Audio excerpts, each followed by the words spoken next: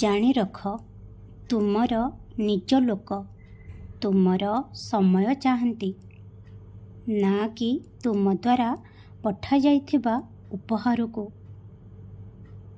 ମନେ ରଖ, ଯଦି କେହି ତୁମକୁ ଏକ କାର୍ଯ୍ୟକ୍ରମକୁ ସ୍ନେହପୂର୍ଣ୍ଣ ଭାବରେ ନିମନ୍ତ୍ରଣ କରିଛନ୍ତି, ତେବେ ତୁମେ ନିଜେ ଯାଅ, ଉପହାର ପଠାଅ ନାହିଁ।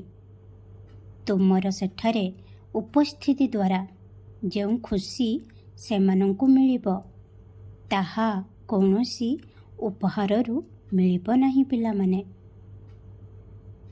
ସର୍ବଦା ନିଜ ମନର କଥା କେବଳ ସେମାନଙ୍କ ଆଗରେ ପ୍ରକାଶ କର ଯିଏ ତୁମକୁ ବୁଝନ୍ତି। ଅନ୍ୟଥା ଏହି କଳିଯୁଗରେ ବହୁତ ଏମିତି ଲୋକ ଅଛନ୍ତି ଯେଉଁମାନେ ତୁମ ସାମ୍ନାରେ ଭଲ ବନନ୍ତି, କିନ୍ତୁ ତୁମର ଖୁସି ସେମାନେ ସହିପାରନ୍ତି ନାହିଁ କି ଦେଖିପାରନ୍ତି ନାହିଁ ମଧ୍ୟ।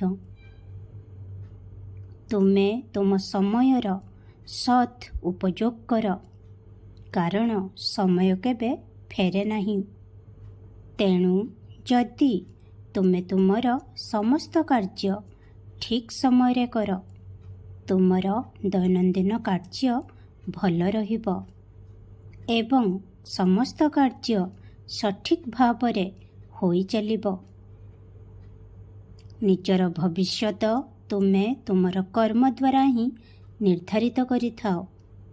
ଯେପରି ଚିନ୍ତାଧାରା ସେହିପରି କର୍ମ।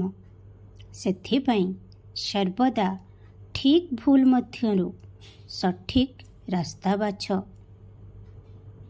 ସଠିକ୍ ରାସ୍ତା କଷ୍ଟ ଲାଗିବ, କିନ୍ତୁ ସେଠାରେ ମୁଁ ପ୍ରତି ମୁହୂର୍ତ୍ତରେ ତୁମ ସହିତ ଠିଆ ହେବି। ଖୁସିରେ ରୁହ, ଖୁବ୍ ହସ। ଓମ୍ ସାଇ ରାମ, ଜୟ ସାଇ ରାମ।